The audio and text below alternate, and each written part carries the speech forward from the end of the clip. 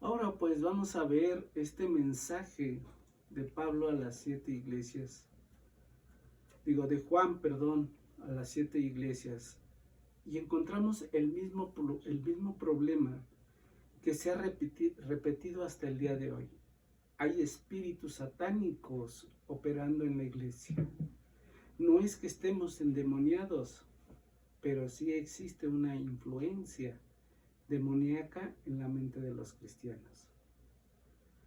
Fíjense que hubo un experimento o una encuesta en una iglesia muy grande y arrojó unos resultados pues no muy alentadores.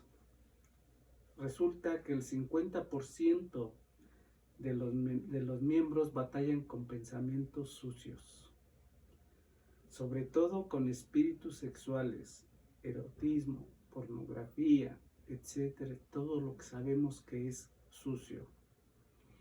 Y el 20% tienen una vida doble.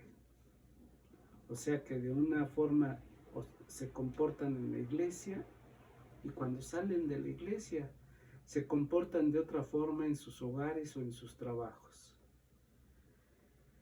Y el enemigo, por supuesto, que aprovecha estas flaquezas o debilidades para que nosotros perdamos su unción, poder y autoridad.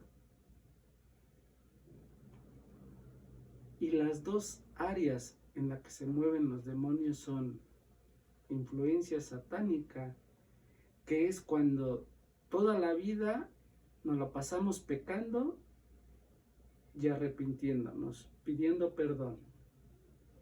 Esa es la influencia satánica. Y el control, que es una vida doble.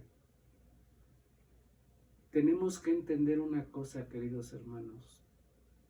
En la batalla que estamos es real. No estamos jugando como cuando éramos niños y agarrábamos el soldadito y hacíamos como que peleábamos. Estamos en una batalla espiritual real. Y desafortunadamente la iglesia le ha dado autoridad a los demonios para que operen a través del pecado en nosotros, en cada uno de nosotros. Los 3 niveles en los que operan los demonios sobre la mente humana es la influencia, que ya vimos, que es cuando nos lo pasamos pecando y arrepintiéndonos. El control, que es una vida doble, y la posesión. La medida de nuestros pecados es la medida que nosotros les damos de autoridad a los demonios para que actúen más a fondo. Entre más grande sea mi transgresión, entre más grande sea mi pecado, ellos tienen mayor autoridad para actuar en nosotros. Entonces, ¿qué tenemos que hacer?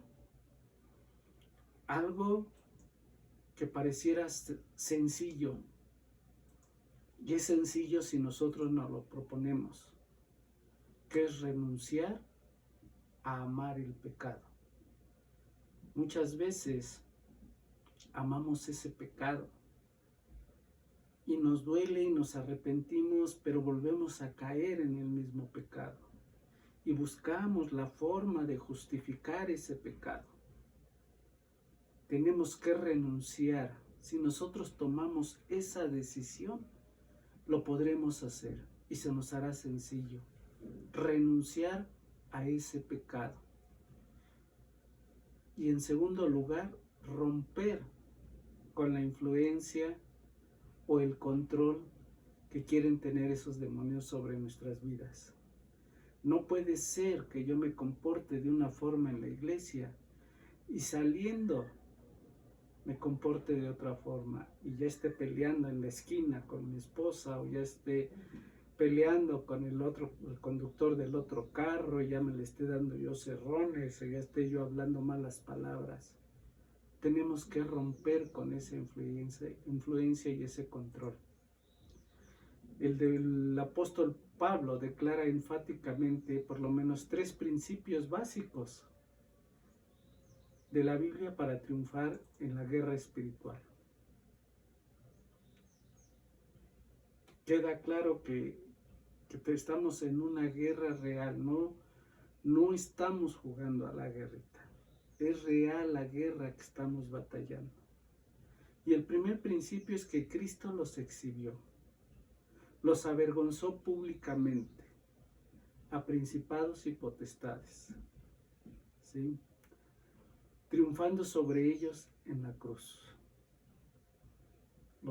Dice que los exhibió, los avergonzó públicamente, así como el César romano exhibió a los reyes, así Cristo los exhibió en los cielos a los principados y potestades. 2.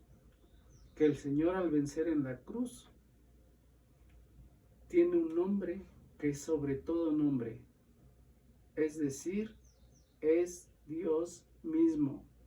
Ya lo vimos en Filipenses 2, del 9 al 11, que dice que le dio un nombre que es sobre todo nombre.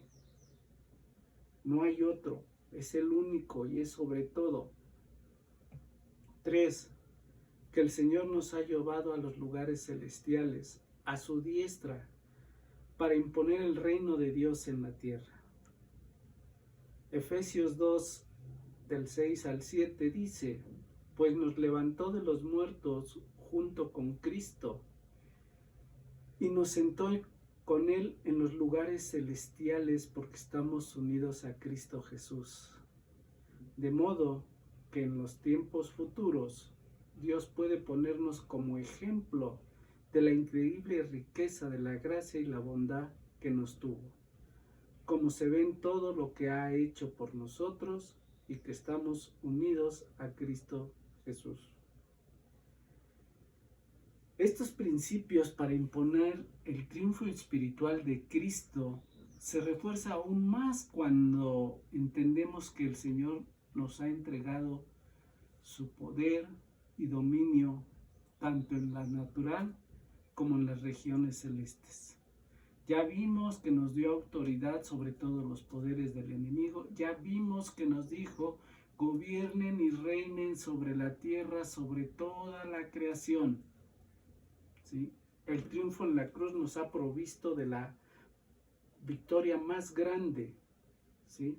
Al permitirnos imponer la autoridad de Cristo en los lugares celestiales y en la tierra. Significa que todo espíritu está subordinado a Cristo y a nosotros, no nada más a Cristo, a nosotros, ¿sí? Y tenemos en nuestras manos toda la autoridad para hacer que las cosas cambien y caminen de acuerdo a la voluntad de Dios y en nuestro Señor Jesucristo, y que nuestro Señor Jesucristo sea exaltado y que las vidas sean alcanzadas por el poder del Espíritu Santo a través del testimonio de la Iglesia. Es por eso que nosotros no podemos vivir bajo ese control de los demonios, tener una forma de ser en la iglesia y saliendo a tener otra forma, porque es el testimonio de la iglesia. Nosotros tenemos que dar testimonio de esa vida santa que llevó nuestro Señor Jesucristo. ¿Y cómo vamos a dar ese testimonio? Con nuestra forma de vivir. Desafortunadamente hay cristianos que dejan inhabilitado este sacrificio, ese triunfo en la cruz, a causa de estas influencias satánicas, porque se dejan dominar por esos pensamientos que los llevan a pecar y así perder la unción. Pero si estamos limpios en espíritu, alma y cuerpo, nuestro avance se hace incontenible. Es poderoso en las esferas celestiales y terrenal, ya que tiene todo el poder y la autoridad del Señor Jesucristo. Fíjense que no es cualquier cosa tener toda la autoridad del Señor Jesucristo. Y por eso podemos imponer, ¿sí?, la autoridad del Señor Jesucristo en las esferas celestiales y en las terrenales. Un cristiano redimido cubierto y vestido para Dios, puede dictar los acontecimientos de acuerdo al corazón de Dios. Hermanos, esta lección se ha hecho un poquito larga, está un poquito larga porque de 3 lecciones se hizo una lección, de modo para que quedara más entendible. Así es que yo les pido tengan un poquito de paciencia. Lo bueno es que ustedes lo pueden ir viendo conforme ustedes vayan teniendo tiempo. En un momento regreso.